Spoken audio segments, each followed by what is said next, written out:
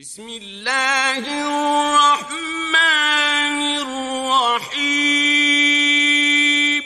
Stage پر تشریف لائیں اور اپنے اس موضوع پر سیرت رسول پر اعتراضات اور ان کے جوابات پر گفتگو کریں، اور تمام حاضرین سے گزارش ہے کہ وہ مسجد کے اندر کے احاطے میں آ جائیں۔ جو لوگ پیچھے بیٹھے ہوئے ہیں وہ آگے آ جائیں۔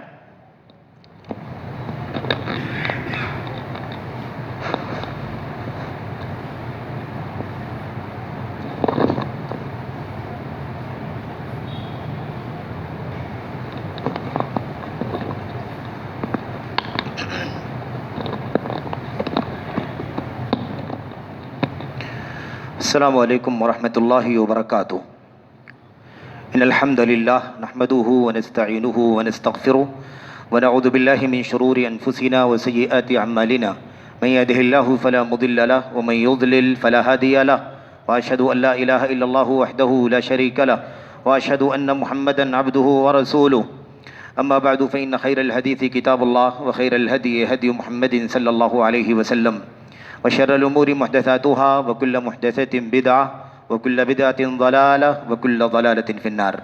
أعوذ بالله من الشيطان الرجيم، بسم الله الرحمن الرحيم، إنا كفيناك المستهزئين، وقال عز من قائل يا أيها النبي حسبك الله ومن اتبعك من المؤمنين۔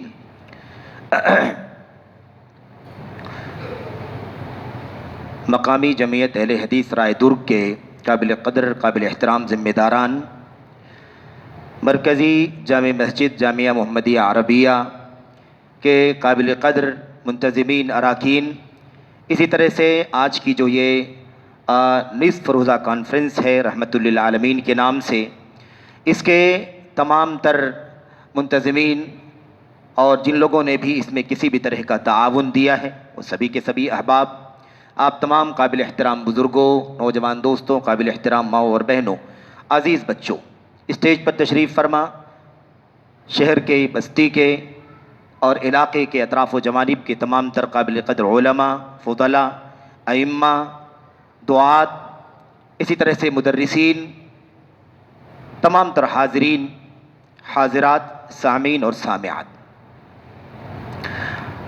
آج کے اس اجتماع میں کانفرنس میں جو عنوان منتخب کیا گیا ہے وہ آپ نے سماعت فرمایا، سیرت رسول صلی اللہ علیہ وسلم پر جو اعتراضات کیے جاتے ہیں ان کے جوابات۔ اصل میں سیرت رسول صلی اللہ علیہ وسلم پر اعتراضات اور اس پر جوابات کا عنوان ذرا کافی لمبا ہے، تفصیل طلب ہے۔ اگر سرسری طور پر بھی میں چند شبہات اور چند اعتراضات کا یا چند طعنوں کا تذکرہ کروں، بالکل سرسری طور پر گناؤں آپ کو میں ایک سطر میں کہ یہ اعتراض کیا جاتا ہے اور اس اعتراض کے پیچھے یہ راز ہے اور اس کا جواب یہ ہے، تو بھی کم سے کم 1 گھنٹہ چاہیے۔ لیکن چونکہ پروگرام کی اپنی ایک ترتیب ہے، اس کا نظم و ضبط بنا ہوا ہے، اس لیے بہت ہی اختصار کے ساتھ کچھ باتیں میں آپ کے سامنے عرض کروں گا۔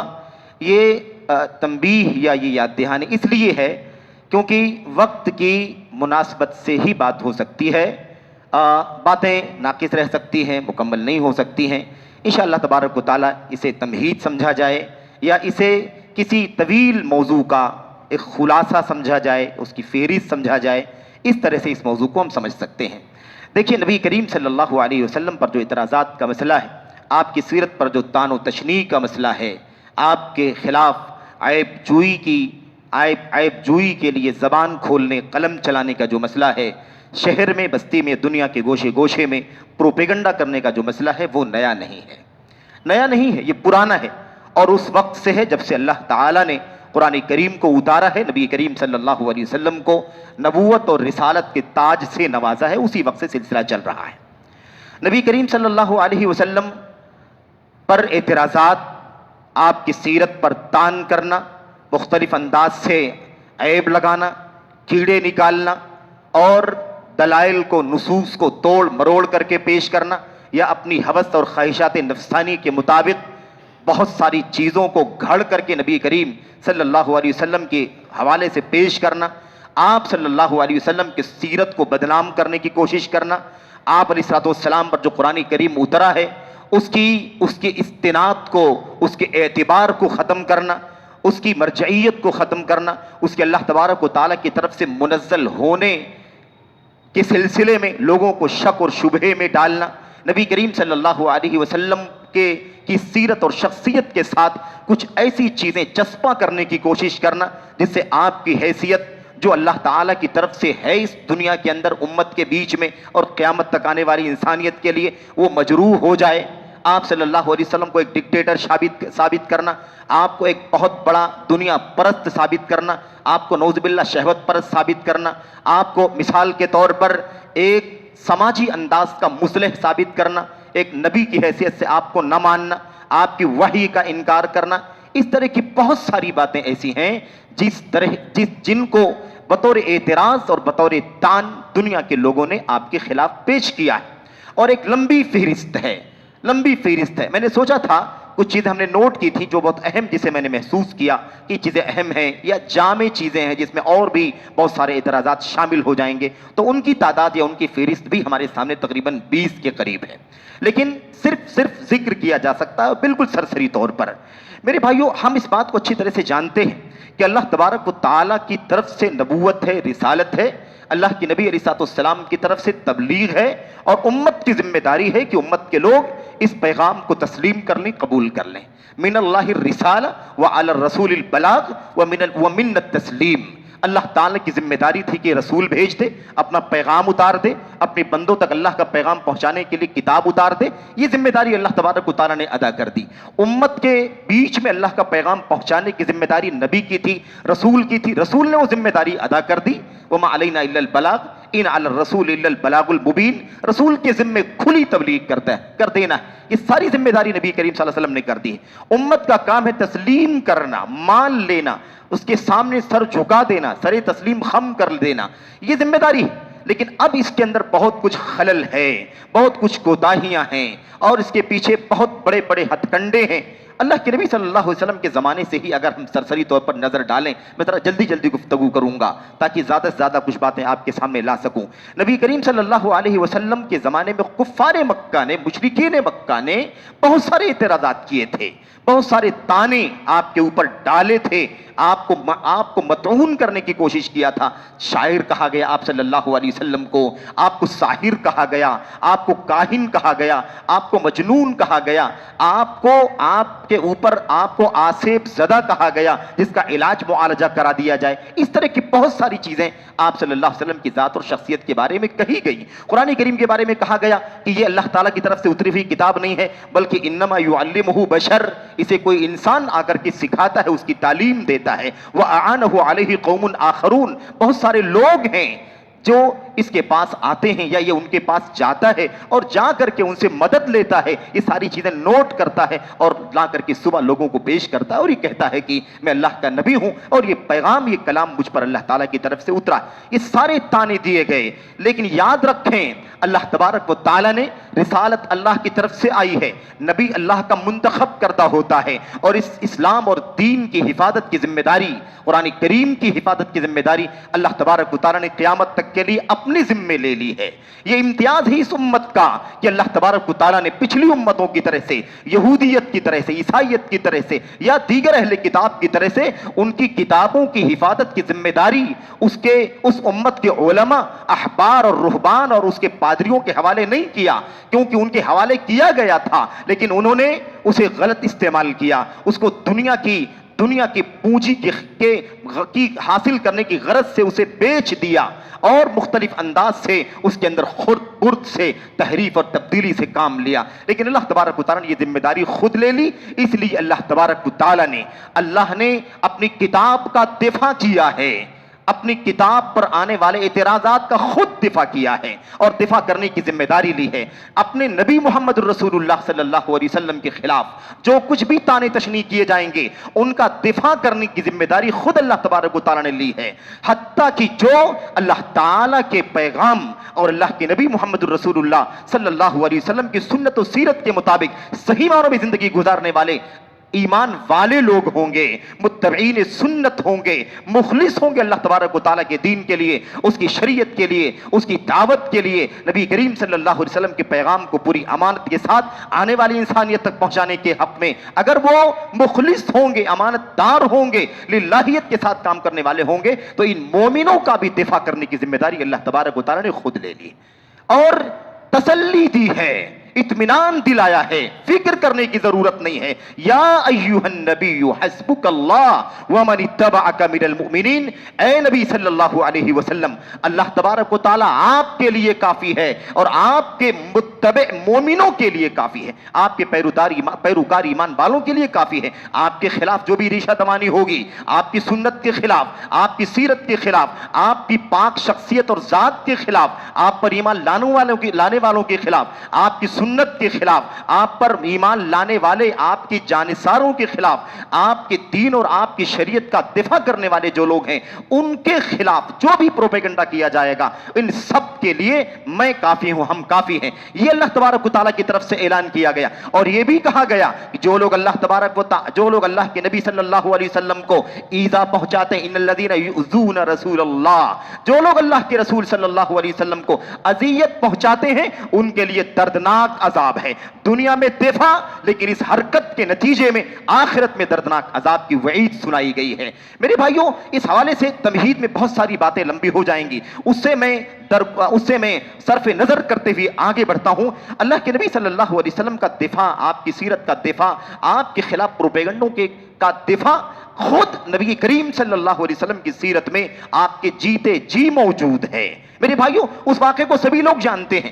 ایک شخص جو صحیح مسلم کی روایت میں واقعہ موجود ہے کہ ایک شخص جو نصرانی تھا، کرسچن تھا، مسیحی، اللہ کے نبی صلی اللہ علیہ وسلم کے پاس آیا، اسلام لے آیا، مسلمان ہو گیا۔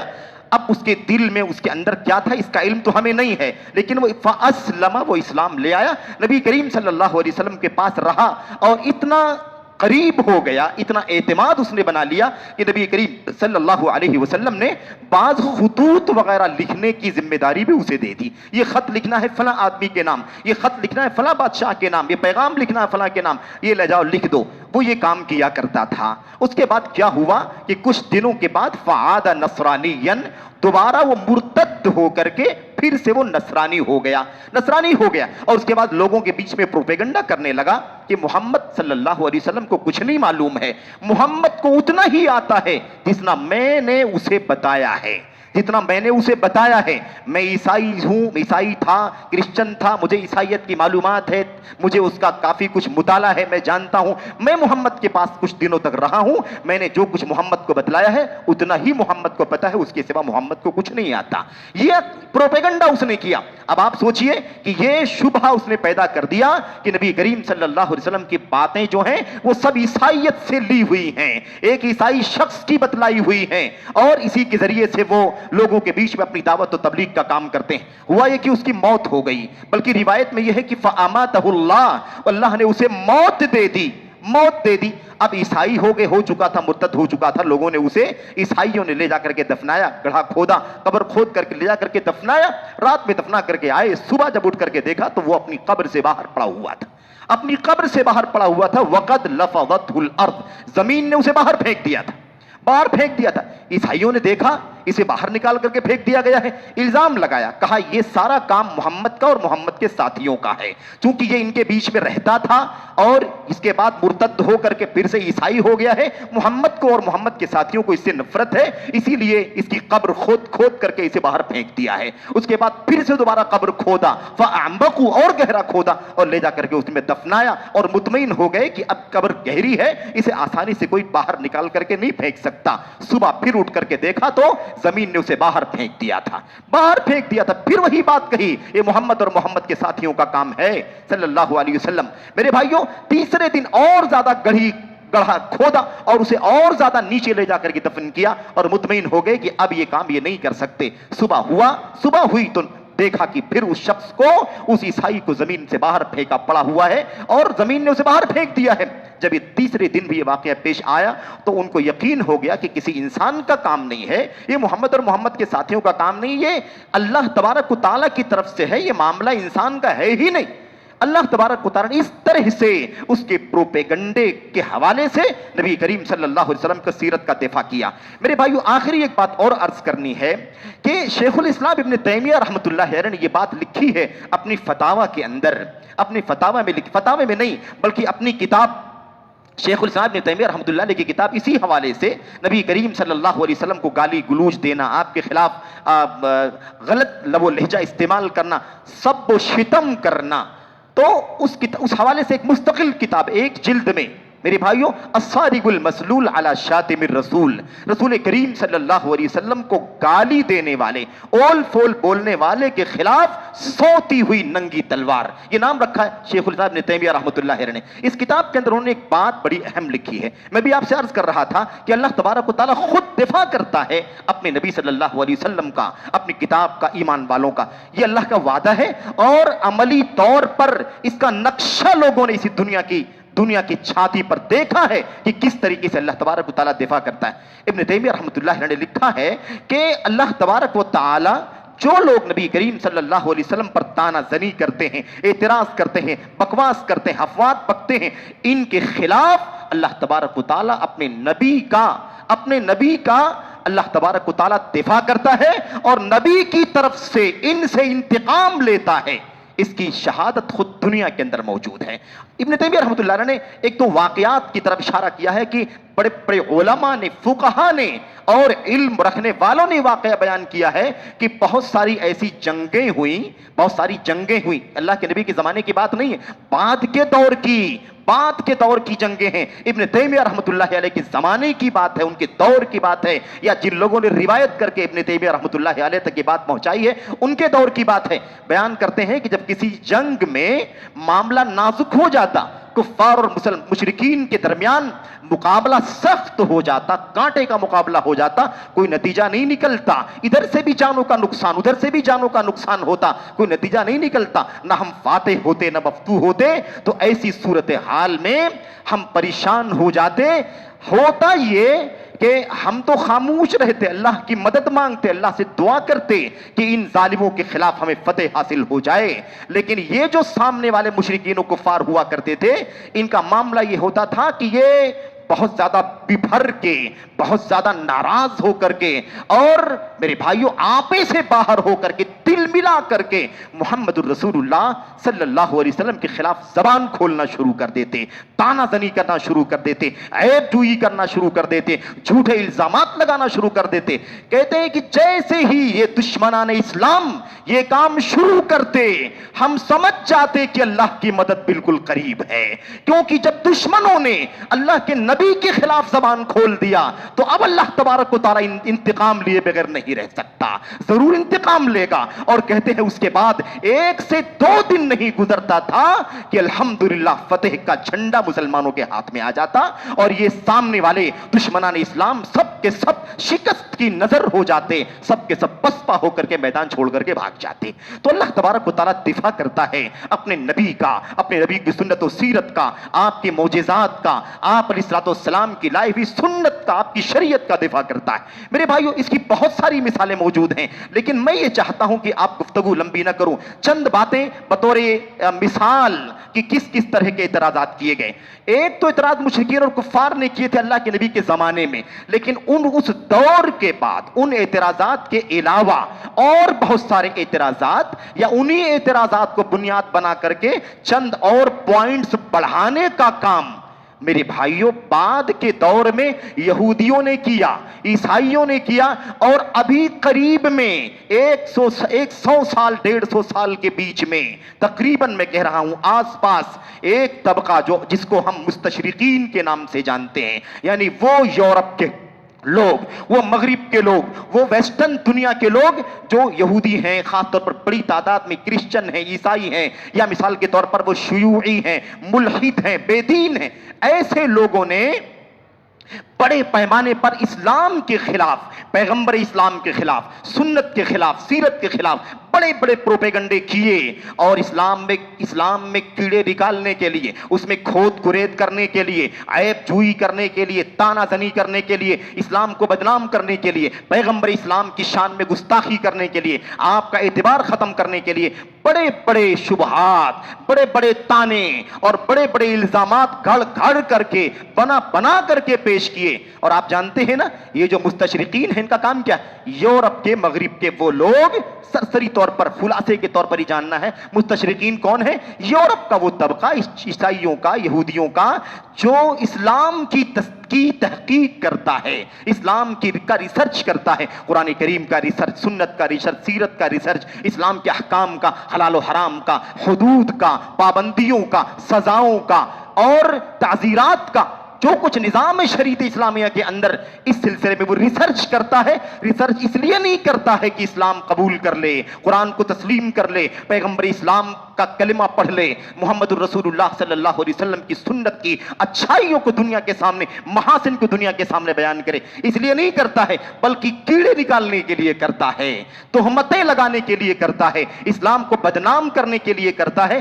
یہ طبقہ مستشرق کہلاتا ہے، اور ان کی لمبی فہرست ہے، جس میں چند بڑے ناموں میں سے مثال کے طور پر ای وینسنگ کا نام تو ہم لوگ جانتے ہیں، جس نے اسی کام کے لیے 7 جلدوں پر مشتمل عربک زبان کی ڈکشنری، جو سنت رسول صلی اللہ علیہ وسلم سے متعلق ہے، 9 کتابیں کتب ستہ اور مزید 3 کتابیں، احمد بن حنبل، موطا امام مالک، دارمی، ان 9 کتابوں کی حدیثوں کو چھان بین کرنے کے لیے اس کی ڈکشنری بنائی، تاکہ آسانی کے ساتھ کسی بھی حدیث تک پہنچ سکے، اس کے ایک لفظ کے ذریعے سے اس حدیث تک پہنچا جا سکے۔ یہ حدیث کہاں ہے، کس جلد میں ہے، کس پیج میں ہے، کس باب اور کس چیپٹر کے اندر ہے، یہاں تک پہنچنے کے لیے پوری کتاب لکھ ڈالی اس نے۔ ٹھیک ہے، بعد میں مسلمانوں کے جو علماء اسلام ہیں، ان لوگوں نے اس کو سامنے رکھ کر کے اس میں اصلاح کر کے اسے خود اپنے لیے قابل استعمال بنا لیا، اور الحمدللہ اسلامی مکتبات کے اندر اس ڈکشنری کو بہت اعتبار حاصل ہے۔ آج تو خیر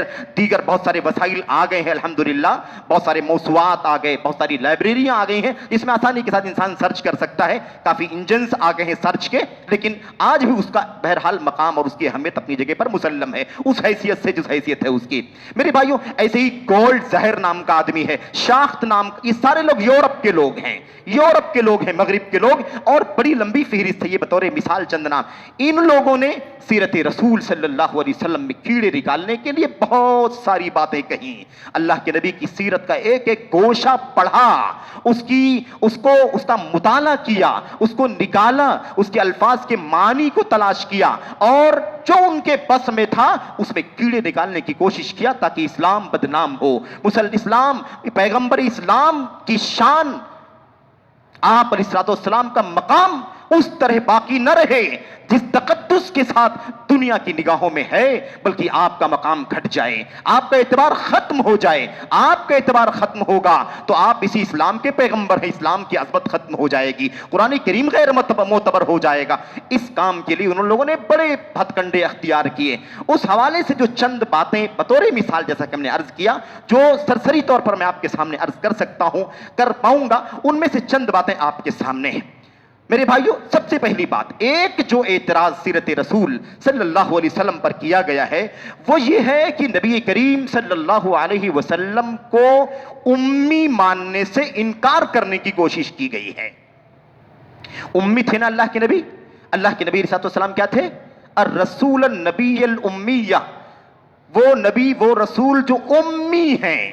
امی کے معنی جاہل کے نہیں ہوتے، یہ بات جہالت کی ہے کہ کوئی کہے امی کے معنی جاہل کے ہوتے ہیں۔ امی کے معنی ہوتے ہیں الذی لا یقرأ ولا یکتب، جو دیکھ کر کے پڑھ نہ سکے اور قلم لے کر کے لکھ نہ سکے، لکھنا نہ جانتا ہو، پڑھنا نہ جانتا ہو، لیکن اللہ تبارک و تعالیٰ کی طرف سے وحی کا خزانہ اس کے دل میں آباد ہو، بھر چکا ہو، اور اس کا سینہ علم سے لبریز ہو۔ یہی نہیں کہ اس کا سینہ علم سے لبریز ہو، بلکہ پوری انسانیت کا، پوری دنیا کا معلم بنا دیا گیا ہو اسے۔ یعلمہم الکتاب والحکمہ، وہ ساری دنیا کو کتاب و حکمت کی تعلیم دینے والا ہے۔ بھلا نعوذ باللہ جاہل کیسے کہا جا سکتا ہے؟ بات سمجھنے کی ہے۔ اللہ تعالیٰ قرآن میں کہتا ہے یہ نبی امی ہے، لکھنا نہیں جانتا، پڑھنا نہیں جانتا۔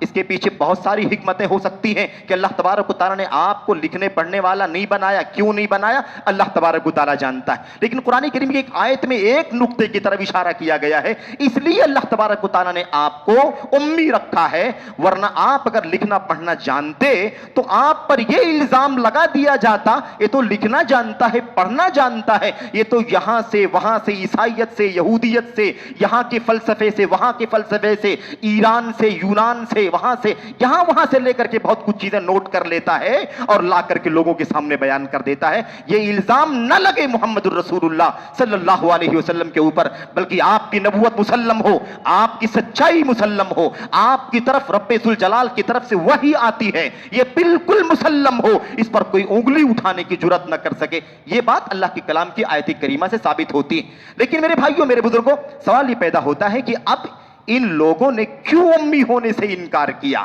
یہ کیوں یہ ثابت کرنا چاہتے ہیں کہ نبی امی نہیں تھا؟ اللہ کے نبی امی تھے, قرآن کہتا ہے, اللہ کے نبی خود کہتے ہیں نحن امت امیہ لا نقرأ ولا نکتب, ہم امی امت ہیں, لکھتے نہیں ہیں پڑھتے نہیں ہیں, لکھنا نہیں جانتے پڑھنا نہیں جانتے. یہ اللہ کے نبی علیہ السلام نے فرمایا. تو قرآن و سنت پہ اللہ کے نبی کو وحی آپ کو امی کہا گیا ہے, اور یہ لوگ اعتراض کر کے کیا کہتے ہیں آپ امی نہیں تھے, آپ امی نہیں تھے.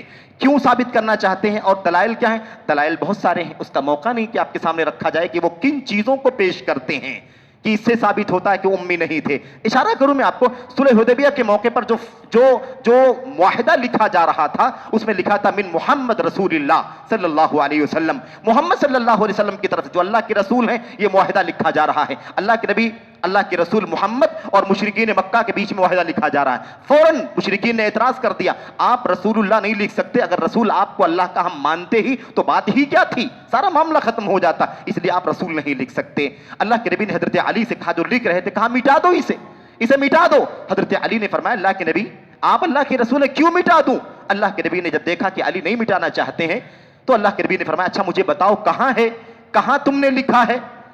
آپ کو بتایا گیا یہاں لکھا ہے, آپ کو بتایا گیا تو آپ نے اس کو مٹا دیا. بعض روایتوں سے یہ پتہ چلتا ہے, بعض روایتوں کے الفاظ ایسے ہیں جس میں یہ ہے کہ اللہ کے نبی نے اسے پڑھا کہ رسول اللہ کہاں لکھا ہوا ہے اور اس کے بعد آپ نے مٹا دیا. تو کہتے ہیں جب آپ نے پڑھا اس کا مطلب آپ امی نہیں تھے. لیکن مسئلہ یہ ہے کہ یہ وہ نقطہ ہے جو ان روایتوں میں آیا ہے جو روایتیں غیر معتبر ہیں, یا وہ روایتیں ہیں جن روایتوں کی وضاحت بقیہ ساری روایتوں سے ہوتی ہے جس میں یہ بتایا گیا ہے کہ نبی کریم صلی اللہ علیہ وسلم کو پڑھنا لکھنا نہیں آتا تھا. آپ نے علی سے پوچھا کہاں ہے, نہیں مٹانا رہے تھے, وہ پوچھا کہاں ہے, آپ کو بتایا گیا یہاں لکھا ہوا ہے تو آپ نے اس کو مٹا دیا. آپ نے پوچھا اور اس کے بعد جب اشارہ کیا یہاں ہے تو آپ نے مٹا دیا. لیکن ان لوگوں نے کس بات کو پکڑ لیا کہ آپ نے پڑھا اور پڑھنے کے بعد رسول اللہ کو مٹا دیا. میرے بھائیوں یہ قابل اعتبار نہیں ہے. کیوں؟ اس لیے کہ ساری روایتوں کے الفاظ الگ ہیں. یہ وہ روایت ہے جو روایت معتبر نہیں ہے, اور اگر کوئی روایت صحیح سند کے ساتھ ثابت بھی ہو تو اس کے دو جواب ہیں. ایک جواب یہ ہے کہ نبی کریم صلی اللہ علیہ وسلم کے اس واقعے کو بے شمار راویوں نے روایت کیا ہے, کیونکہ آپ کے ساتھ صحابہ کرام کی 1400 کی تعداد موجود تھی. کئی لوگوں نے روایت کیا ہے, بقیہ سارے لوگوں نے کہا ہے کہ آپ کو حضرت علی نے بتایا تب آپ نے مٹایا. کسی راوی نے کہہ دیا کہ آپ نے پڑھا اور پڑھ کر کے مٹا دیا. پڑھا اور پڑھ کے مٹا دیا ایک تعبیر ہے, اس کا معنی یہ ہے کہ آپ نے حضرت علی سے پڑھوایا اور پڑھوانے کے بعد مٹا دیا, جیسا کہ ہم لوگ جانتے ہیں. اس کی بہت ساری دلیلیں موجود ہیں. دوسری چیز یہ ہے کہ اگر اللہ کے نبی نے واقعی پڑھا بھی تھا تو وہ اللہ کے رسول کا نام تھا, محمد رسول اللہ. تو محمد کا لفظ, رسول کا لفظ, اللہ کا لفظ, ایک بچہ بھی جو پڑھنا نہیں جانتا ہے بار بار اس کے سامنے اگر ایک ڈیزائن کوئی آئے تو ایک آئیکن کی طرح کوئی بھی بار بار دیکھنے کی وجہ سے جان لیتا ہے. ایک آدمی کچھ بھی پڑھنا نہیں جانتا ہے, مثال کے طور پر آپ کے یہاں کی زبان تیلگو ہے, مجھے تیلگو نہیں آتی, لیکن اگر مجھے کوئی میرا نام لکھ کر کے بتا دے تیلگو میں ایسا رہتا ہے, مجھے زبان نہیں آتی ہے, لیکن بار بار دیکھنے مشق کرنے سے میں خود اپنے نام کو اپنے ہاتھوں سے لکھ سکتا ہوں, اور وہ لکھا ہوا جہاں رہے گا میں اسے پڑھ بھی سکتا ہوں. لیکن کیا میں تیلگو کا پڑھنے والا جاننے والا بن جاؤں گا؟ نہیں بن جاؤں گا. اس لیے یہ اعتراض بالکل بیجا ہے میرے بھائیوں, اس کے ذریعے اعتراض کیا گیا ہے. اور ثابت کیوں کرنا چاہتے ہیں کہ امی نہیں تھے؟ اس لیے کہ امی اگر آپ کو مانا جائے گا تو ان کا بہت بڑا پروپیگنڈا भस्म हो जाएगा। क्योंकि साबित ये करना चाहते हैं कि मोहम्मद पढ़े थे, लिखना जानते थे, पढ़ना जानते थे, ईसाइयों से सीखा, पादरियों से सीखा, यहूदियों से सीखा और बहुत सारे लोगों के साथ तैयार करा करके जो कुछ भी वो पेश करते हैं वो लोगों के सामने ला करके बयान करते हैं। ये साबित करने के लिए कि अगर आपको उम्मी साबित कर दिया जाएगा तो ये सारा जो तरीका उनका है इल्जाम लगाने का, ये सारा रास्ता उनके लिए बंद हो जाएगा। इसलिए ये साबित करते हैं। तो एक एतराज तो ये है, एक एतराज ये है कि आपको उम्मी मानने से इनकार करते हैं, जबकि उम्मी ये नबी करीम सल्लल्लाहु अलैहि वसल्लम की अजमत की पहचान है, आपकी शान है कि आप उम्मी हैं, आपका मकाम है कि आप उम्मी हैं। क्योंकि अल्लाह के तबारक व तआला ने आपको कुरान में जहां उम्मी कहा है वहां आपके साथ आपकी इत्तिबा करने का हुक्म दिया है, आपको नबी कहा है, आपको रसूल कहा है, आपको उम्मी कहा है। आपकी अजमत के सारे अल्फाज हैं, उसी बीच में आपको उम्मी भी कहा गया है, तो उम्मी आपकी पहचान है। ये एक एतराज है। दूसरा एतराज ये किया गया है कि नबी करीम सल्लल्लाहु अलैहि वसल्लम एक सियासी लीडर थे, नबी नहीं थे, एक सियासी लीडर थे, आपकी हैसियत सियासी लीडर की थी, और एक समाजी इस्लाह करने वाला जो होता है ना, समाज की इस्लाह करने वाला, भलाइयां फैलाने वाला, सच्चाई, अमानतदारी वगैरह, यही इनका काम था। यानी साबित ये करना चाहते हैं कि नबूवत से कोई ताल्लुक नहीं था, वही से कोई ताल्लुक नहीं था, अल्लाह तबारक व तआला की तरफ से कोई पैगाम आता था, इसकी कोई सच्चाई नहीं। ये साबित करने के लिए आपके बारे में ये कहा जाता है कि आप एक समाजी लीडर की हैसियत थे, सियासी लीडर थे, समाजी इस्लाह करने वाले थे, ये साबित किया जाता है।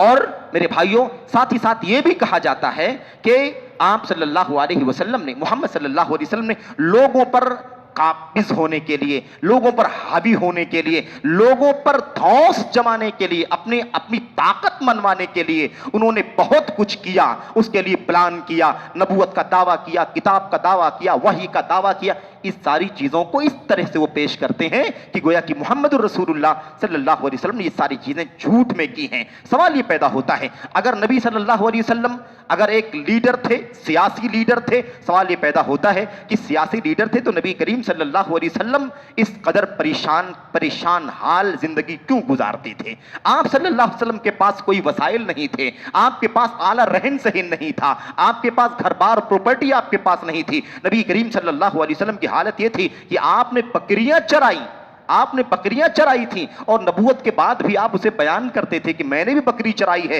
हर नबी बकरी चराता है। आप सल्लल्लाहु अलैहि वसल्लम नबी बना दिए गए, मक्का की जिंदगी गुजर गई, मदीना पहुंच गए, वहां भी आपकी यह हालत थी जिसके बारे में आपको सियासी लीडर कहा गया। यह हालत थी आपकी कि आपके पास एक नरम बिस्तर भी नहीं था, आपके पास एक चादर भी नहीं थी कि आप सुकून से आराम से लेट सकें। आप नंगी चटाई पर खजूर की लेटते थे और खजूर की गांठें आपके जिस्म मुबारक में गढ़े कर दिया करती थी, निशान बन जाया करता था। उमर फारूक आजम बिलक बिलक करके रोते थे, जैसा कि वाकया हम जानते हैं। ऐसे ही नबी करीम सल्लल्लाहु अलैहि वसल्लम किसी मौके पर मौजूद थे, आपके सामने कोई शख्स आया तो बिल्कुल मारे अदब के, एहतराम के, ऐसे डरता हुआ, कांपता हुआ आया। अल्लाह के नबी ने फरमाया, इस तरह से क्यों आते हो? हव्विन अलैका हव्विन अला नफ्सिका, इत्मीनान से आओ, बेफिक्र होकर के आओ, क्यों इतना ज्यादा टेंशन लेकर के आते हो? मैं कोई बादशाह नहीं हूं, लस्तु मालिकन, मैं बादशाह नहीं हूं, बल्कि मैं एक ऐसी औरत का बच्चा हूं जो मक्के में कदीद खाया करती थी। कान ताकुलुल कदीद, कदीद एक अरब में खाया जाने वाला खाना। अल्लाह के नबी सल्लल्लाहु अलैहि वसल्लम ने इतना इस तरह की जिंदगी आपने गुजारी है, कितना झूठा इल्जाम है, कितना बोधा इल्जाम है कि आप सियासी लीडर थे, या इस तरीके से आपने लोगों पर प्रेशर डाला और आपने लोगों से अपनी ताकत और कुव्वत को मनवाया। ये इल्जाम लगाया गया, ये इल्जाम सरासर झूठा है। ऐसे ही हम ये जानते हैं कि अगर मिसाल के तौर पर बादशाहत की बात है, सियासत की बात है और ताकत मनवाने की बात है, तो आपको इसके लिए ये सब धौंस जमाने, जो कुछ इल्जाम लगाया जाता है, ये सब करने की जरूरत क्या थी? मक्के ही में लोग आपको बादशाह बनाने के लिए तैयार थे, मक्के ही में आपको सरदारी देने के लिए तैयार थे, मक्के ही में आपको मुंह मांगी दौलत देने के लिए तैयार थे। मदीने के अंदर जब आप हिजरत करके आए तो उस वक्त اب عبداللہ ابی بن سلول جو رئیس المنافقین تھا اس کی تاج پوشی ہونے والی تھی، لیکن محمد الرسول اللہ صلی اللہ علیہ وسلم کی ہجرت کرنے کے بعد اس کا یہ خواب چکنا چور ہو گیا اور وہ بلا کر کے رہ گیا، پریشان ہو کر کے رہ گیا، نہ مخالفت کرنے کی جرات کر سکتا تھا، کیونکہ الحمدللہ محمد الرسول اللہ صلی اللہ علیہ وسلم اور آپ کے ساتھ آپ کے مدینہ کے انصاری صحابی اور مکہ سے آنے والے ہجرت کرنے والے مہاجرین سب تعداد موجود تھے۔ آپ نے مشرکین کے ساتھ معاہدہ کر دیا، آپ نے یہودیوں کے ساتھ معاہدہ کر کے ایک اچھا سا سیٹ اپ کر دیا، ایک اچھا سا شاندار امن و شانتی کا ماحول بنا دیا۔ اب اس کے بعد عبداللہ بن ابی بن سلول کے پاس سوائے اس کے کچھ باقی نہیں بچا، اس کے کچھ باقی نہیں بچا کہ وہ منافقت کی راہ اختیار کر لے، کفر کو اندر چھپائے رکھے اور لوگوں کے بیچ میں اپنے آپ کو مسلمان ظاہر کرے، لیکن موقع سے فائدہ اٹھائے اور در پردہ مشرکین مکہ اور دشمنان اسلام کے ساتھ ساز باز بھی کرتا رہے۔ یہی اس کا کردار رہا۔ سوچنے کی بات ہے کہ اگر یہی کام کرنا تھا تو نبی کریم صلی اللہ علیہ وسلم بہت پہلے یہ کام کر سکتے تھے۔ ایسے ہی یہ الزام بھی لگایا گیا سیرت رسول صلی اللہ علیہ وسلم کے بارے میں، یہ کہا گیا کہ نبی کریم صلی اللہ علیہ وسلم محمد جو شرک سے، بت پرستی سے، بتوں پر چڑھائے ہوئے چڑھاوے کے کھانے سے لوگوں کو منع کرتے ہیں، حرام قرار دیتے ہیں، انہوں نے خود کسی بت پر، کسی مورتی پر، کسی استھان پر چڑھایا ہوا چڑھاوا کھایا۔ یہ ثابت کرنے کے لیے جھوٹی روایت، بے سر پیر کی روایت اس کو لا کر کے پیش کر دیا۔ روایت میں کیا ہے؟ روایت میں یہ ہے کہ کسی موقع پر آپ کے سامنے کوئی کھانا پیش کیا گیا تو وہ کھانا، اس کے بارے میں آپ کو معلوم پڑا کہ کسی انصاب یعنی کسی دیوی دیوتا کے تربت پر چڑھایا ہوا چڑھاوا ہے۔ آپ نے فرمایا انا لا آکل مما یجعل علی الانصاب، بتوں کے پر جو چڑھاوے چڑھائے جاتے ہیں میں اسے نہیں کھاتا۔ یہ تو بات ہو گئی۔ اس کے بعد اخیر میں آیا ہوا ہے، راوی یہ کہتا ہے فما رؤی بعد یاکل من الانصاب، آپ کو اس کے بعد کبھی بھی چڑھاوے کا کھانا کھاتے ہوئے نہیں دیکھا گیا۔ اب اس جملے کو لے کر کے کہ اس کے بعد آپ کو کبھی چڑھاوے کا کھانا کھاتے ہوئے نہیں دیکھا گیا، کیوں؟ اس لیے ثابت ہوتا ہے نا، اس سے ثابت ہوتا ہے کہ آپ نے کہا کہ میں نہیں کھاتا ہوں، لیکن آپ نے کھا لیا، اس کے بعد کبھی آپ کو بت پر چڑھایا ہوا کھانا کھاتے ہوئے نہیں دیکھا گیا۔ اس کو بنیاد بنا کر کے کہا گیا کہ محمد چڑھاوے کا کھانا کھایا کرتے تھے۔ توحید کو بھسم کرنے کے لیے، توحید کی جڑوں کو کھوکھلا کرنے کے لیے پروپیگنڈا کیا گیا۔ صحیح بات کیا ہے؟ یہ روایت صحیح نہیں ہے جس میں یہ بات آئی ہوئی ہے، اور جو روایت صحیح ہے اس میں کیا آیا ہوا ہے؟ ما رؤی النبی صلی اللہ علیہ وسلم یأکل من الانصاب ابدا، نبی کریم صلی اللہ علیہ وسلم کو کبھی بھی بتوں پر چڑھایا ہوا کھانا کھاتے ہوئے نہیں دیکھا گیا۔ اس میں کیا بڑھا دیا گیا تھا؟ اس کے بعد کبھی آپ کو کھاتے ہوئے نہیں دیکھا گیا۔ یہ راوی کا تصرف ہے یا یہ روایت غیر معتبر ہے، کیونکہ ساری روایتیں یہ کہتی ہیں کہ نبی کریم صلی اللہ علیہ وسلم نے وہاں بھی نہیں کھایا اور آپ کو اس کے پہلے اس کے بعد کبھی بھی بتوں پر چڑھاوا، بتوں کے چڑھاوے کو کھاتے ہوئے نہیں دیکھا گیا۔ آپ نے کبھی نہیں کھایا، نہ وہاں کھایا، نہ اس کے پہلے کھایا، نہ اس کے بعد کھایا۔ بہرحال یہ الزام لگایا جاتا ہے۔ یہ روایت کہاں ہے؟ یہ روایت ضعیف ہے جس میں کہا گیا ہے کہ اس کے بعد آپ کو کبھی نہیں دیکھا گیا۔ میرے بھائیوں، ایسے ہی ایک الزام آپ پر یہ لگایا جاتا ہے کہ نبی کریم صلی اللہ علیہ وسلم کے پاس جو لوگ آیا کرتے تھے، آپ کے صحابہ آتے تھے یا اور ڈیلیگیشن وفد کے لوگ آتے تھے، تو آپ ان کا استقبال کرتے تھے یا آپ نے استقبال کیا ہے ایسی حالت میں، نعوذ باللہ، جب نبی کریم صلی اللہ علیہ وسلم اپنی زوجہ کی چادر میں تھے، اپنی زوجہ کے لحاف میں تھے، اسی حالت میں آپ نے لوگوں کا استقبال کیا۔ کس قدر شرم کی بات ہے، کس قدر بے ادبی کی بات ہے، کس قدر نعوذ باللہ بے حیائی کی بات ہے کہ محمد جو ساری دنیا کو ادب اور احترام اور حیا سکھلاتا ہے، وہ اس طریقے سے اپنی بیوی کے لحاف میں رہتے ہوئے لوگوں کا استقبال کرتا ہے۔ اس کے لیے ایک پروپیگنڈا، ایک روایت کو بنیاد بنا کر کے کیا گیا ہے۔ وہ روایت سب لوگ جانتے ہیں۔ نبی کریم صلی اللہ علیہ وسلم اپنی زوجہ کے پاس موجود تھے، اللہ کے نبی صلی اللہ علیہ وسلم کے پاس ابوبکر صدیق رضی اللہ تعالیٰ عنہ آئے، آپ نے دستک دی، آپ نے دروازہ کھولا، کہا آ جائیے۔ اما عائشہ رضی اللہ تعالیٰ عنہ ہی موجود تھیں۔ اللہ کے نبی صلی اللہ علیہ وسلم کی زوجہ ابوبکر صدیق کی بیوی تھی، بیٹی تھی۔ نبی کریم صلی اللہ علیہ وسلم کی زوجہ صدیق کائنات کی بیٹی ہم عائشہ رضی اللہ تعالیٰ عنہ، آپ نے اجازت دے دی، بات چیت ہوئی، بات چیت کر کے وہ چلے گئے یا بیٹھے ہوئے تھے۔ عمر فاروق اعظم آئے، دروازہ کھٹکھٹایا، آپ نے کہا کھول دو، تشریف لائے، بات چیت کی۔ اس کے بعد اخیر میں حضرت عثمان غنی تشریف لائے، آپ نے دروازے پر دستک دی، پوچھا کون؟ کہا عثمان غنی۔ نبی کریم صلی اللہ علیہ وسلم ذرا سا سنور کر کے بیٹھ گئے، ذرا سا سنور کر کے بیٹھ گئے، کپڑے وغیرہ کو، لحاف کو، چادر کو ذرا سا سمیٹ کر کے، تھوڑا سا مرتب کر کے بیٹھ گئے۔ اللہ کے نبی صلی اللہ علیہ وسلم کے پاس حضرت عثمان غنی آئے، بات چیت ہوئی، چلے گئے۔ حضرت اماں عائشہ نے بعد میں پوچھا اللہ کے نبی ابو بکر آئے، آپ نے کچھ بھی نہیں، جیسے تھے آپ نارمل بیٹھے ہوئے تھے۔ اس عمر فاروق اعظم آئے، نارمل بیٹھے ہوئے تھے۔ عثمان غنی آئے تو آپ نے کیوں چادر وغیرہ کو مرتب کر لیا، ڈھنگ سے بیٹھ گئے؟ اور معاملہ کیا تھا؟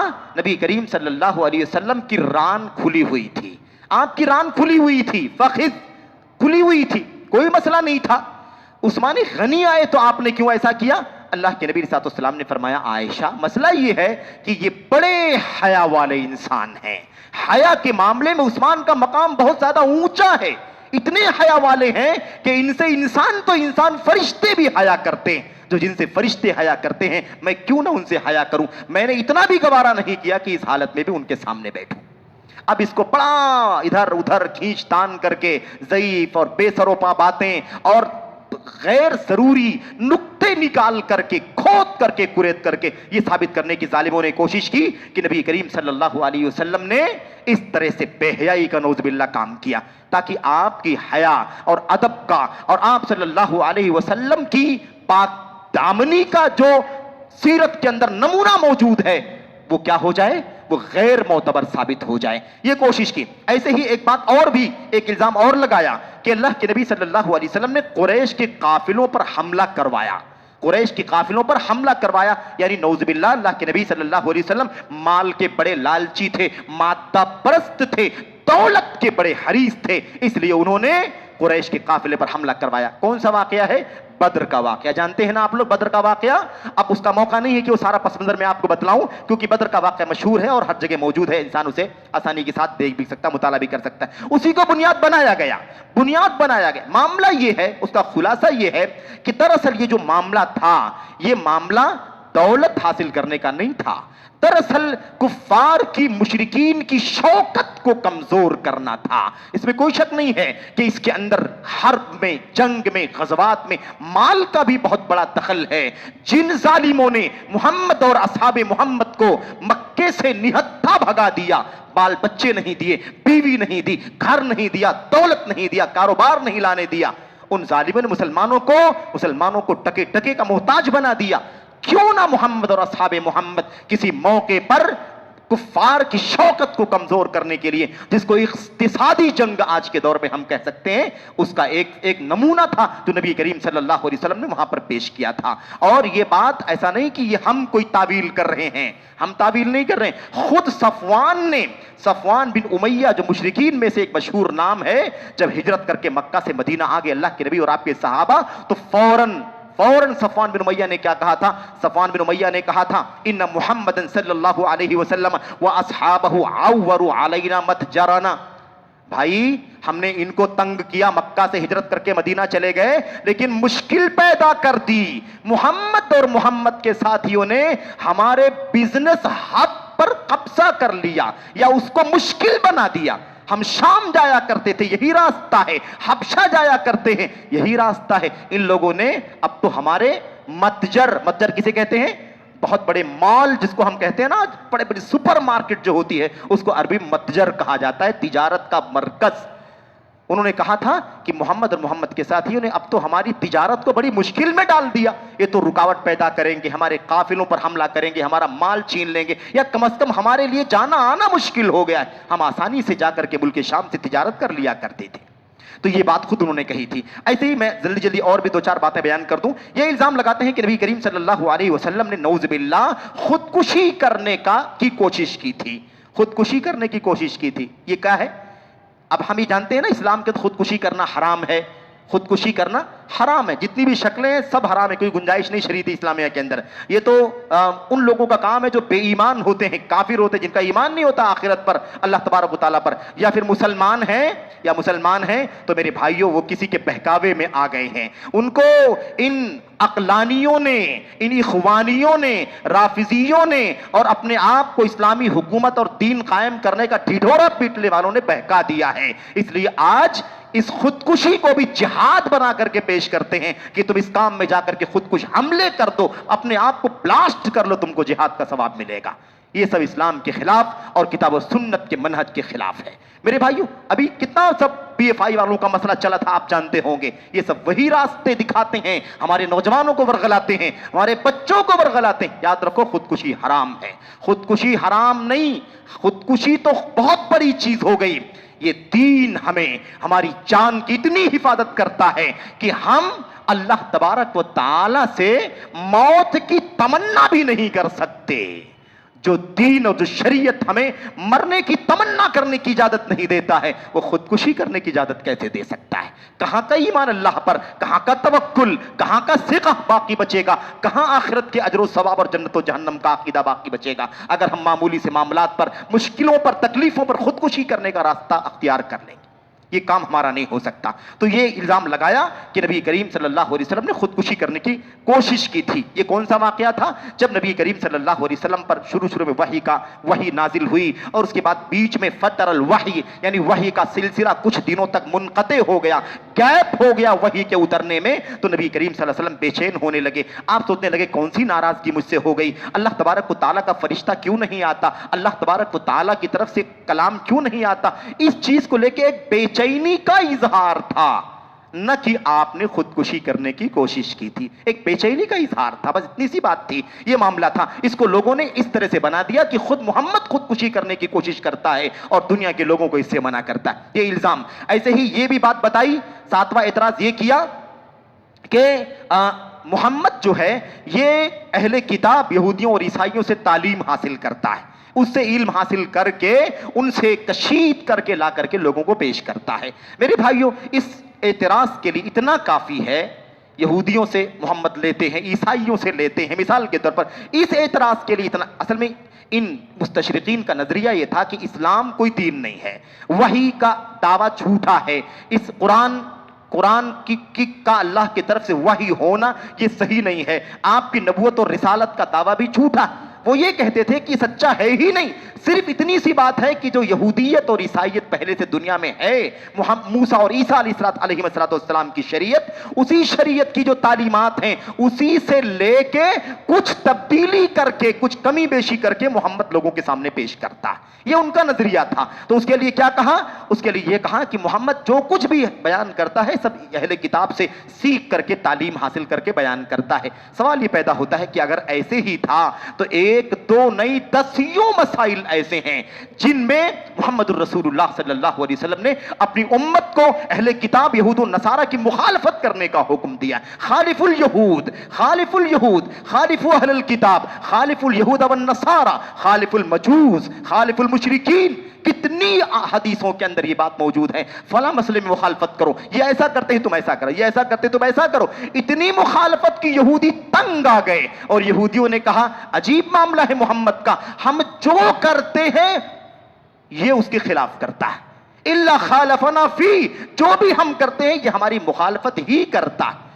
یہودی عیسائی کہتے ہیں یہ ہماری مخالفت ہی کرتا ہے، اور یہ کیا کہتے ہیں؟ یہ کہتے ہیں کہ محمد نے ساری بات یہودی عیسائیوں سے سیکھ کر کے بیان کی ہے. کتنا جھوٹا، کتنا بودا الزام ہے. ایسے ہی میرے بھائیوں یہ بھی الزام لگایا کہ نبی کریم صلی اللہ علیہ وسلم عورتوں میں بڑی دلچسپی لیتے تھے، عورتوں میں مشغول رہا کرتے تھے. پھر وہ ساری باتیں، آپ نے 11 بیویاں رکھیں، آپ نے 11 نکاح کیے. یہ الزام اور اسی کے اندر جڑا ہوا یہ الزام بھی کہ آپ صلی اللہ علیہ وسلم نے ایک بہت ہی کم عمر بچی اما عائشہ رضی اللہ تعالی عنہا سے نکاح کیا. یہ دونوں الزامات جڑے ہوئے ہیں. میرے بھائیوں میں آپ سے شروع میں کہہ رہا تھا کہ کچھ اعتراضات ایسے ہیں جس کو مشرکین مکہ نے پہلے ہی کیا ہے، اور قرآن کریم میں اللہ تبارک و تعالیٰ نے اس میں سے بہت ساری چیزوں کو نقل بھی کیا ہے. اگر یہ چیز قابل اعتراض تھی، ایک سے زیادہ 10 11 12 شادیاں کرنا، یا مثال کے طور پر چھوٹی عمر 6 سال 7 سال یا اس سے کم کی عمر میں نکاح کر لینا اور بلوغت کے بعد رخصتی کر لینا، چاہے اس کی عمر 9 ہے 8 ہے 10 ہے 11 ہے 12، اس سے قطع نظر بلوغت کے بعد شادی کی عمر ہو جانے کے بعد رخصتی کر لیں۔ اگر یہ چیز قابل اعتراض ہوتی تو سب سے پہلے یہ اعتراض مشرکین مکہ نے آپ پر کیا ہوتا، کیونکہ آپ کے خلاف کوئی اعتراض برداشت کرنے کے لیے وہ روادار نہیں تھے، کوئی نقطہ نہیں چھوڑتے تھے، ہر نقطے پر اعتراض کرتے تھے۔ تو اگر یہ چیز قابل اعتراض ہوتی عرب کے اس کلچر میں، عرب کے اس ماحول میں، تو سب سے پہلے مشرکین مکہ نے اعتراض کیا ہوتا۔ آج 100-150 سال پہلے ان مستشرقین کو اعتراض کرنے کی، یا آج کل کے جو اس طرح سے دشمنان اسلام ہیں، ان کو اعتراض کرنے کی ضرورت پیش نہیں آتی۔ لیکن آپ کو کوئی دلیل ایسی نہیں ملے گی کہ عرب کے اللہ کے نبی کے زمانے میں کسی نے آپ پر اعتراض کیا ہو، یا آپ کے دور کے بعد صحابہ کے زمانے میں، تابعین کے زمانے میں، یا خیر القرون اور اس کے بعد کے دور میں کسی نے یہ اعتراض کیا ہو کہ محمد صلی اللہ علیہ وسلم نے کس طریقے سے آپ نعوذ باللہ شہوت پرست تھے، عورتوں میں زیادہ مشغول رہتے تھے، آپ نے اتنی شادیاں کی۔ یہ کسی نے اعتراض نہیں کیا۔ کیوں؟ اس لیے کہ عربوں کے ہاں وہ عام بات تھی کہ ایک سے زیادہ شادیاں وہ کیا کرتے تھے۔ اور کتنی روایتوں میں آپ کو ملے گا کہ مشرکین مکہ کفار خود کئی بیویاں اسلام سے لانے سے پہلے، کسی کے پاس 6 ہے، کسی کے پاس 8 بیوی موجود ہے۔ جب اسلام لائے اللہ کے نبی کے پاس آئے، کہا اللہ کے نبی میرے پاس تو 8 بیویاں ہیں، مشرکہ تھی اسلام کی حالت میں، اب میں کیا کروں آپ مجھے بتائیے۔ اللہ کے نبی علیہ السلام نے فرمایا اگر وہ اسلام لاتی ہیں تو ٹھیک ہے، اسلام نہیں لاتی ہیں تو کسی کے ساتھ آپ کا رہنا جائز نہیں ہے، لیکن اسلام اگر لاتی ہیں، سب لاتی ہیں مثال کے طور پر، تو آپ 4 کو اپنی نکاح میں رکھو، وہ فارق سائرہن، اور بقیہ عورتوں کو اپنی نکاح سے الگ کر دیجیے۔ عام بات تھی، کوئی اعتراض کا معاملہ نہیں تھا، تو یہ عام سی چیز تھی۔ رہی بات اللہ کے نبی صلی اللہ علیہ وسلم کی، تو آپ علیہ السلام نے جو نکاح کیے ایک سے زیادہ، اس کے پیچھے بہت ساری مصلحتیں تھیں، اس کا یہ موقع نہیں ہے میرے بھائیوں، اس کا موقع نہیں، بڑی مصلحتیں تھیں۔ اصل مسئلہ ہے کہ اعتراض کی کوئی بات اس زمانے میں نہیں تھی۔ رہی بات یہ کہ کوئی یہ کہے کہ آپ نے 6-7 سال کی عمر میں نکاح کیوں کیا اور 9 سال کی عمر میں آپ نے رخصتی کیوں کی، یہ تو شہوت ہے مثال کے طور پر، اتنی عمر اور اتنا، تو آپ سب جوابات جانتے ہیں کہ اللہ کے نبی علیہ السلام نے لم یتزوج بکرا غیر عائشہ رضی اللہ تعالیٰ عنہ کے علاوہ آپ نے کسی باکرہ سے شادی نہیں کی۔ آپ علیہ السلام نے اپنی زندگی کی ساری شادیاں بیواؤں سے کی ہیں، مطلقات سے کی ہیں، جن کا کوئی سہارا نہیں تھا، آپ نے ان کو سہارا بنایا ہے۔ اس صورتحال میں اللہ کے نبی صلی اللہ علیہ وسلم زندگی گزاری ہے۔ ایک اماں عائشہ کو آپ نے کنوارے پن کی حالت میں میرے بھائیوں اپنے نکاح میں قبول کیا ہے، اس کے سوا کوئی اور بیوی آپ کی باکرہ نہیں تھی۔ اس کے پیچھے حکمت کی جہاں تک بات ہے، بڑی حکمتیں ہیں۔ آپ صلی اللہ علیہ وسلم کی سنت کو، آپ کی سیرت کو، آپ کی شریعت کو دنیا میں عام کرنے کے لیے، خاص طور پر وہ مسائل جن کا تعلق عورتوں سے ہے، خواتین سے ہے، خفیہ مسائل سے ہے، جنسی مسائل سے ہے، یا پاکی طہارت وغیرہ سے متعلق ہے، ان سب کو گہرائی کے ساتھ ازبر کرنے والی، بائی ہارٹ کر کے امت کی خواتین تک پہنچانے والا جو کام تھا وہ اماں عائشہ رضی اللہ تعالیٰ عنہ نے کیا۔ یہاں ایک بات بتا دوں، بلوغت کی عمر ہر علاقے کے اعتبار سے الگ ہوتی ہے۔ ممالک کے سرد اور گرم ہونے کے اعتبار سے آج بھی کتنے ممالک ایسے ہیں جو گرم ہیں، وہاں آج بھی بچیاں 10 سال کی عمر میں آج بھی بالغ ہو جاتی ہیں۔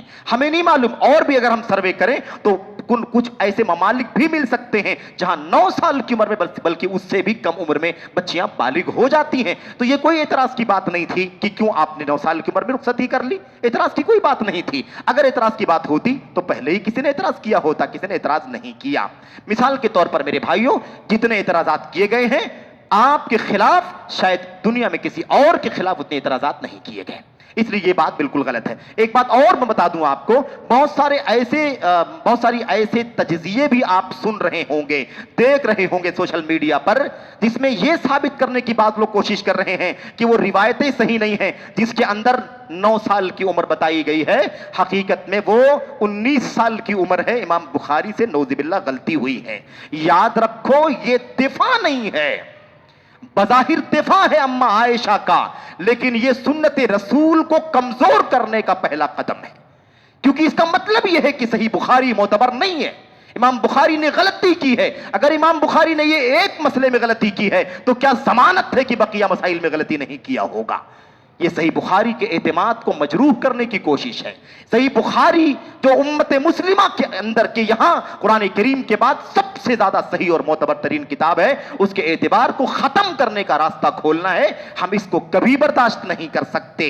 یہ تجزیہ غلط ہے, یہ مطالعہ غلط ہے, یہ نتیجہ نکالنا غلط ہے, اور دفاع کا یہ طریقہ غلط ہے.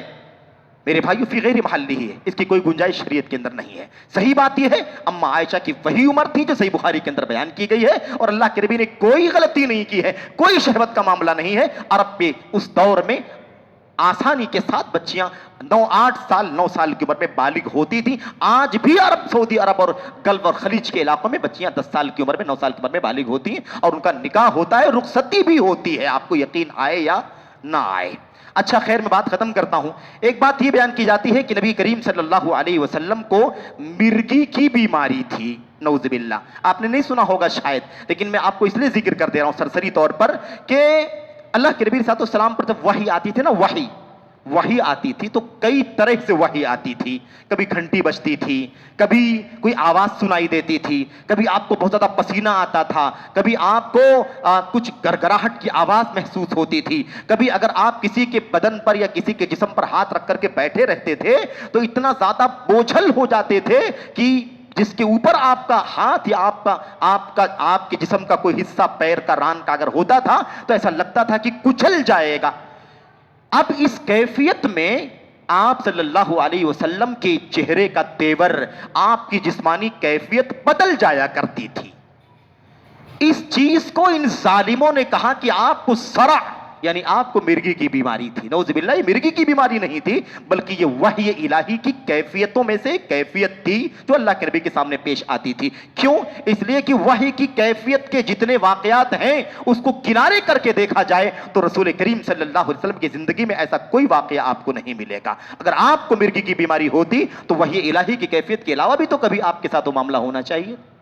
ایسا کوئی واقعہ نہیں ملے گا. آخری بات یہ ہے میرے بھائیوں, یہ کہتے ہیں کہ اللہ کے نبی علیہ السلام کو آپ لوگ مسلمان کہتے ہیں کہ معصوم تھے. معصوم وہ ہے جسے اللہ معصوم بنا دے.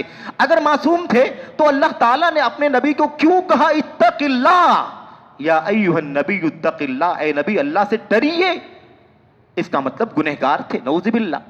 اس کا مطلب آپ نے خطائیں کی, آپ نے غلطیاں کیا, نعوذ باللہ, آپ نے جرائم کیا, اس لیے آپ کو اللہ تعالیٰ نے فرمائی اتق اللہ, اللہ سے ڈریے. میرے بھائیوں یہ بات بیان کی جاتی ہے, سوال یہ پیدا ہوتا ہے نبی کریم صلی اللہ علیہ وسلم کو کیوں اللہ تبارک و تعالیٰ نے اتق اللہ کہا, اور اتق اللہ کا معنی کیا ہے؟ اتق اللہ کا معنی کیا ہے؟ ایک معنی یہ ہے, تفسیر اٹھا کر کے دیکھیں تو معلوم پڑے گا. یہ مستشرقین وہ باتیں لیتے تھے اور اس انداز سے پیش کرتے تھے جو ان کے مقصد اور ہدف کے مطابق ہو, ان کا مقصد حاصل ہو جائے, اس طرح کی باتیں وہ پیش کیا کرتے تھے. اتق اللہ کا معنی کیا ہے؟ تم علی التقوی, یا محمد تم علی التقوی, اے محمد اپنے تقوی پر قائم رہیے, ہمیشہ تقوی پر قائم رہیے. آج بھی تقوی پر ہیں, کل بھی تقوی پر تھے, اور ایسے ہی تقوی پر ہمیشہ قائم رہیے. کتنے بھی حالات نازک ہو جائیں آپ کو اللہ کے تقوی سے دور نہیں ہٹنا ہے. تو یہ معنی ہے تقوی اختیار کیجئے, یعنی تقوی پر قائم رہیے. دوسرا معنی یہ ہے, تفسیر اٹھا کر کے دیکھو کہ اللہ کے نبی کو کہا گیا اللہ کا تقوی اختیار کیجئے. نبی کو کہہ کر کے امت کو پریشر ڈالا جا رہا ہے کہ اگر نبی کو اللہ تبارک و تعالیٰ اتق اللہ کہہ سکتا ہے تو ساری امت جو اللہ کے نبی کی ہے ان کو اللہ سے کتنا ڈرنا چاہیے. تو نبی کو کہہ کر کے امت کو تعلیم دی جا رہی ہے کہ تم اللہ تبارک و تعالیٰ سے ڈرو. بہرحال میرے بھائیو اس معنی کے اور بہت ساری چیزیں ہیں. یہ کہا گیا کہ محمد صلی اللہ علیہ وسلم نے جو قرآن پیش کیا ہے یہ اللہ کی طرف سے نازل کردہ نہیں ہے, یہ ان کی تصنیف ہے, انہوں نے تیار کر لیا ہے. قرآن کی کتنی آیت ہے, انا انزلنا انا نزلنا, کتنی آیتیں آپ کو ملیں گی, ہم نے اتارا ہے. تنزیل من رب العالمین نزل به الروح الامین, اللہ نے اتارا ہے. یہ سب جھوٹ ہے, لیکن ان ساری آیتوں کو چھوڑ کر کے الزام لگا دیا کہ قرآن کریم منزل نہیں ہے. معراج کے بارے میں کہا کہ معراج کا واقعہ تسلیم کرنے کے لائق نہیں ہے, کیونکہ اس میں عجیب و غریب باتیں بیان کی جاتی ہیں جو مبہم ہیں. کلیئر نہیں ہے، واضح طور پر سمجھ میں نہیں آتی ہیں، موہوم چیز لگتی ہے، تو ظاہر سی بات ہے معجزات تو ایسے ہی ہوتے ہیں جو خارق عادت ہوتے ہیں، عام طور پر اس طرح کی چیزیں دیکھنے میں سننے میں نہیں آتی ہیں، اسے ہٹ کر کے چیزیں ہوتی ہیں اور وہ امت کے لیے چیلنج کا کام کرتی ہیں، اسی کو تو معجزہ اور میریکل کہا جاتا ہے۔ اگر نارمل چیزیں ہوتی تو معجزہ کیسے کہلاتی؟ آپ کی ہماری سمجھ میں آ جائے، ایمان کے بغیر سمجھ میں آ جائے تو معجزہ کیوں کر رہے گا؟ معجزہ کیسے باقی رہے گا؟ معجزہ تسلیم کرنے کے لیے ایمان کی ضرورت ہوتی ہے۔ ایسے ہی محمد نئے دین کے بانی تھے، عجیب بات ہے، نئے دین کے بانی کیسے ہو سکتے ہیں؟ قرآن کریم میں اللہ تبارک و تعالیٰ نے بار بار کہا ایک رسول ہم بھیج رہے ہیں جو پہلے نبیوں کی تصدیق کرنے والا بن کر کے آیا ہے، قرآن ہم نے اتارا ہے مصدقا لما بین یدیہ، اللہ کے نبی سے پہلے جو کتابیں تورات اور انجیل اترے ہیں، توحید کا حکم، سنت کا توحید اور اللہ کی بندگی کا حکم دیا گیا ہے، اسی چیز کی تصدیق کرنے کے لیے کتاب بھی اتری ہے جس کو قرآن کہا گیا، اس کی تصدیق کے لیے محمد تشریف لائے ہیں۔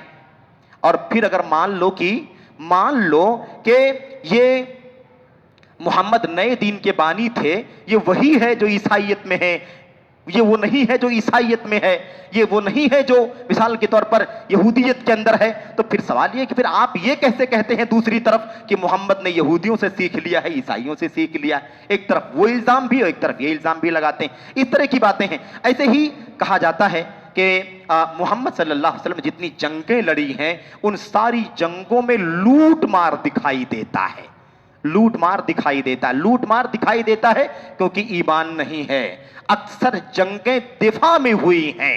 دوسری چیز یہ ہے کہ نبی نے جو جنگیں کی ہیں ان کے اندر جو تعلیمات دی گئی ہیں وہ تعلیمات دنیا کی کسی جنگ میں، کسی بھی جنگ کے کسی بھی دھرم کے قائد نے نہیں پیش کی ہے۔ بچوں کو قتل نہیں کرنا اور اپنے جھگیوں میں رہنے والے عبادت گزاروں کو قتل نہیں کرنا، عورتوں کو قتل نہیں کرنا، جانوروں کو قتل نہیں کرنا، سایہ دار درختوں کو قتل نہیں کرنا، صرف انہی کو قتل کرنا جو تمہیں قتل کرنے کے لیے میدان کارزار میں اتر جائیں۔ کیسے کہا جا سکتا ہے جنگ میں خالی لوٹ مار ہے؟ فتح ہو جانے کے بعد تو فتح کا مطلب ہی یہی ہوتا ہے کہ جو کچھ فتح ہو چکا ہے اب وہ ہمارا ہے، مال ہے، دولت ہے، کھیتیاں ہیں، سب کچھ فاتح کا ہی ہوتا ہے۔ تم بھی فتح کرتے ہو تو یہی کرتے ہو، تو تم لوٹ مار نہیں کرتے۔ محمد اور اصحاب محمد فتح کر لیں تو اس کو لوٹ مار کہتے؟ یہ کس طرح کا الزام ہے؟ آخری بات یہ ہے، کہتے ہیں کہ محمد الرسول اللہ صلی اللہ علیہ وسلم کی تعلیمات پر مسیحیت کا اثر ہے، اور یہ آخری بات ہے، اللہ کے نبی کی تعلیمات پر کس کا اثر ہے؟ مسیحیت کا، عیسائیت کا اثر ہے۔ میرے بھائیوں، میرے بزرگوں، عیسائیت کا اثر کیسے ہو سکتا ہے؟ قرآن کریم کے اندر عیسائیت میں، اسلام میں، یہودیت میں جو چیز مطابقت رکھتی ہے، موافق ہے، وہ یہ ہے کہ سارے نبیوں نے توحید کی دعوت دی ہے۔ محمد الرسول اللہ صلی اللہ علیہ وسلم وہی توحید کی دعوت لے کر کے آئے ہیں جو موسیٰ نے اپنی قوم کو دیا، عیسیٰ نے اپنی قوم کو دیا، اور نوح علیہ السلام سے لے کے والنبیین من بعدہ سارے نبیوں نے جس بات کی تعلیم دی اس میں تو بالکل مطابقت ہے۔ لیکن عیسائیت میں جو بگاڑ آیا، جو انحراف آیا، جو تحریف کی گئی، جو شرک داخل کر دیا، یہ بگڑا ہوا عیسائیت میں جو توحید کے عقیدے کو بگاڑ دیا گیا ہے، اس کی ہرگز مطابقت شریعت اسلامیہ کے اندر نہیں ہے۔ اور میں آپ کو آخری بات بتاؤں میرے بھائیوں کہ افسوس یہ ہے کہ ابھی وفات ہو گئی ان کی، ڈبلو خان صاحب دلی میں تھے، الرسالہ والے، انہوں نے بھی اس کو بہت پروان چڑھایا، بہت اس کا چرچا کیا اپنی کتابوں کے اندر۔ میرے بھائیو، اپنی میگزین الرسالہ کے کئی شماروں کے اندر، غالباً 2007 میں، 8 میں، اس کی جولائی اور اگست وغیرہ کے شماروں میں، اس کے علاوہ ان کی اور جو کتاب پیغمبر انقلاب غالباً نام ہے، اس کتاب کے اندر اور بھی جگہوں پر اپنی تحریروں میں یہ دنیا کے اندر ایسی کفریہ بات انہوں نے پھیلائی اور دنیا کے سامنے یہ بات کہی۔ جرأت اور جسارت دیکھو کہ اس وقت 20ویں صدی، 21ویں صدی عیسوی میں محمد الرسول اللہ صلی اللہ علیہ وسلم کی سیرت دنیا کی قیادت کرنے میں ناکام ہے۔ محمد الرسول اللہ صلی اللہ علیہ وسلم کا اسوہ، آپ کا اسوہ اچھا تو ہے، آپ کا آئیڈیل اچھا تو ہے، لیکن کمپلیٹ نہیں ہے۔ لقد کان لکم فی رسول اللہ اسوۃ حسنہ، تمہارے لیے اللہ کے نبی کی زندگی میں بہترین نمونہ بہترین ضرور ہے، لیکن کمپلیٹ کہتا ہے، کمپلیٹ نہیں فرمایا اللہ تبارک و تعالیٰ نے۔ میرے بھائیو، الیوم اکملت لکم دینکم میں کیا کہا گیا ہے؟ دین مکمل کر دیا اللہ تبارک و تعالیٰ نے، اسے کیسے بھول جاتے ہو؟ اللہ کے نبی صلی اللہ علیہ وسلم نے بہترین اسوت اور کمپلیٹ اسوہ ہے قیامت کی صبح تک، جو اللہ کے نبی صلی اللہ علیہ وسلم پر قرآن اترا، آپ کی سنت و سیرت دنیا کے اندر آئی، یہ قیامت کی صبح تک ساری انسانیت کی رہنمائی کرنے کے لیے کافی ہے۔ دنیا کتنا بھی زیادہ وسیع ہو جائے، تعداد کتنی بڑھ جائے، زمان و مکان کی قید کے بغیر اب قیامت تک ساری انسانیت کا اگر کوئی آئیڈیل ہے تو محمد الرسول اللہ صلی اللہ علیہ وسلم کی سنت اور آپ کی سیرت آئیڈیل ہے۔ یہ کہنا، کہتے ہیں کہ اب مسلمانوں کو مسیحی ماڈل فالو کرنا چاہیے، استغفر اللہ، اسوہ حسنہ ہے، کاملہ نہیں ہے، اس لیے مسلمانوں کو اب کامیاب زندگی گزارنے کے لیے 21ویں صدی کے اندر مسیحی ماڈل لانے کی ضرورت ہے۔ یہی کام تو ان مستشرقین نے کیا، ان سیرت کے دشمنوں نے کیا، دشمنان اسلام نے کیا، قرآن کریم کو غیر معتبر ثابت کرنے والوں نے یہ کام کیا۔ وہی کام ایک شخص بھی کرتا ہے جو اپنے آپ کو عالم اور مولوی کہتا ہے اور کتابوں کا مصنف ہے اور اپنے آپ کو مفکر کہتا ہے۔ میرے بھائیوں، بہرحال اللہ تبارک و تعالی سے دعا کرتے ہیں کہ اللہ عز و جل ہمیں اپنے آپ کو اللہ کے نبی محمد الرسول اللہ صلی اللہ علیہ وسلم کی سیرت سے، آپ کی سنت سے وابستگی کی توفیق عطا فرمائے۔ حالات، اعتراضات کے، شبہات کے، تانوں کے آتے رہیں گے، ہمارا ریئیکشن کیا ہونا چاہیے ہمیں یہ جاننے کی ضرورت ہے۔ اِنَّا كَفَيْنَاكَ الْمُسْتَهْزِئِينَ، اے اللہ کے نبی، آپ کے مذاق اڑانے والوں کا مقابلہ کرنے کے لیے ہم کافی ہیں۔ ہمارا کام یہ ہے کہ ہم سیرت پڑھیں، سیرت پڑھائیں، سیرت کا پیغام دنیا میں عام کریں، سیرت کی خوبیوں کو دنیا میں عام کریں، سیرت کے محاسن کو دنیا کے سامنے اجاگر کریں، خود نبی کریم صلی اللہ علیہ وسلم کی سیرت کے مطابق زندگی گزار کر کے سچا اسلام انسانیت کے بیچ میں چلتا ہوا دکھائی دے۔ ہم دکھائیں اپنے کردار سے، یہ ہماری ذمہ داری ہے۔ ہمیں لڑنے بھیڑنے سے اور ہمیں آندولن کرنے سے، ہمیں مار دھاڑ کا راستہ اختیار کرنے سے اللہ کی قسم نہ کوئی فائدہ پہنچ سکتا ہے، نہ اللہ کا دین، اس کی شریعت اس بات کی اجازت دیتی ہے۔ اللہ سے دعا کرتے ہیں کہ اللہ تبارک و تعالی ہمیں سیرت رسول کے حوالے سے جو فتنے پروپیگنڈے کیے گئے ہیں اس کو سمجھنے کی توفیق عطا فرمائے، اور اللہ تبارک و تعالی ہمیں اپنی اللہ کے نبی کی سنت و سیرت پر تمسک کی توفیق عطا فرمائے۔ آمین رب العالمین، وصلی اللہ وسلم وبارک علی نبینا محمد وعلی آلہ وصحبہ اجمعین۔ والسلام علیکم ورحمۃ اللہ وبرکاتہ۔